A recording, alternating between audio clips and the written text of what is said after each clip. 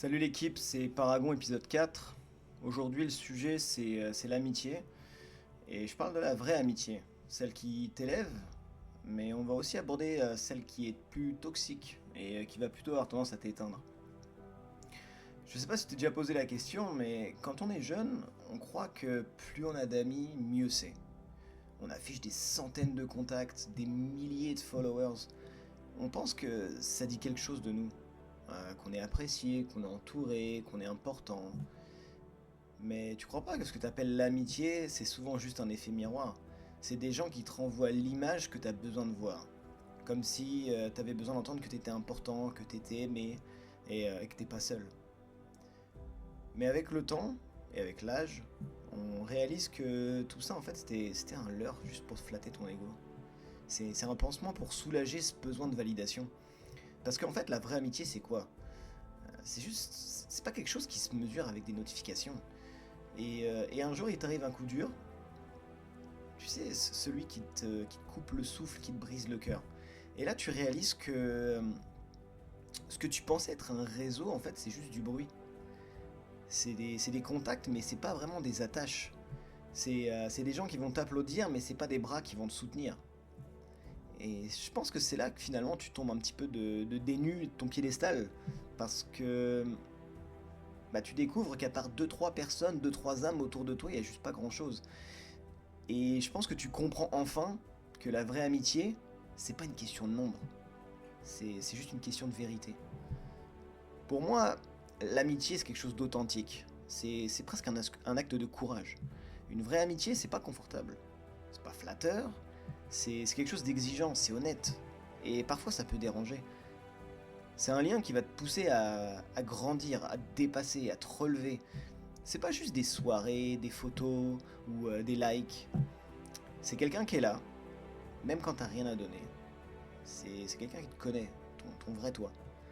Parce que un vrai ami te laisse pas couler doucement comme ça en gardant son sourire. Il va te rattraper, il va te secouer, il va t'obliger à te regarder en face pour qu'enfin tu puisses voir ce que toi tu ne vois pas. Il cherche pas forcément à être d'accord avec toi, il cherche à être vrai avec toi. Et c'est Marc Aurèle qui disait: celui qui dit la vérité t'aide, et celui qui te flatte te trompe. Et je pense que ça résume tout. Un vrai ami, il te veut plus haut, même si ça te dérange. Il va te tirer vers le haut, mais sans t'écraser. Il veut rien prendre de toi. Il veut que tu sois juste pleinement toi. C'est lui qui te rappelle qui tu es. Surtout dans les phases où t'es pas bien et que tu commences à douter. Après, t'as plusieurs types d'amitié. T'as ceux qui sont là pour une saison ou pour une raison. T'as ceux dont la présence va finalement démasquer l'absence des autres. Il y a ceux qui passent et il y a ceux qui restent. Il y a ceux qui sont entrés dans ta vie à un moment. Je te dirais qu'ils ont rempli un rôle sur le court, ou parfois même le long terme. Mais une fois leur rôle accompli, ils ont disparu. C'est pas de la méchanceté, c'est juste qu'ils étaient pas faits pour durer. Ils étaient là pour une raison, mais pas pour la vie. Et il y a aussi beaucoup de choses qui vont dépendre de qui tu es et de ton caractère. Les amitiés toxiques, elles ont plusieurs natures, et ça va vraiment dépendre de ta personnalité. Moi j'en ai listé trois, des amitiés toxiques. La première, je te dirais que c'est celle qu'on va appeler les courtisans. C'est ceux qui vont attendre la rupture amoureuse avec impatience et qui vont finalement t'aider à satisfaire tes petits besoins d'attention quand tu as des embrouilles avec ta partenaire. Ils entretiennent un petit peu ton feu intérieur. Ils t'intéressent pas, mais ils sont des options issues de la friend zone qui vont t'aider à vaincre ta solitude. Alors je te cache pas, c'est un comportement hyper toxique et j'espère que tu fais pas ça. Je l'ai connu personnellement avec mon ex qui entretenait un harem d'orbiteurs et c'est hyper nocif, surtout quand c'est orchestré, que c'est fait de façon invisible. C'est clairement de la manipulation. Franchement, fais pas ça. Personnellement, je te dirais, pense à ton karma. La- le deuxième point dans l'amitié toxique, je te dirais qu'il y a les passagers. Alors eux, ils sont là pour ce qu'ils obtiennent au travers de toi. C'est-à-dire que quand tu dépenses sans compter, quand tu sors, quand tu fais la fête, les bons moments en somme. Mais espère pas un coup de main de leur part quand t'as besoin de déménager ou quand t'as besoin de juste un coup de main en général. Le troisième type d'amitié toxique, je te dirais que ça serait les opportunistes qui vont être camouflés en confidents. Ça peut être je sais pas si tu vois, le super collègue de boulot qui devient ami avec toi, tu sais, juste pour avoir la promotion que finalement tu pourrais éventuellement lui offrir grâce à tes compétences, tes connaissances ou juste à ton réseau. Donc il va clairement utiliser finalement ce que tu sais et ton entourage pour essayer de s'immiscer un petit peu plus dans un monde qu'il aimerait pénétrer finalement.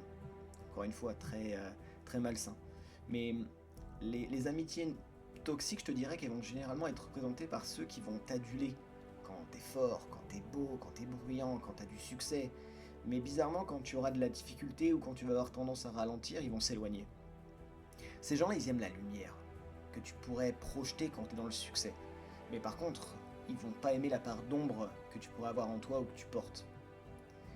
Et je pense que l'amitié, la vraie, c'est justement l'inverse. Tu vas aimer l'être et pas forcément que le personnage, la carapace. Maintenant, est-ce que tu veux savoir si c'est dans une vraie amitié ou est-ce que t'es pas plutôt dans l'illusion qui va te pomper l'énergie? Pose-toi juste quelques questions. Déjà, écoute ton corps, écoute le silence.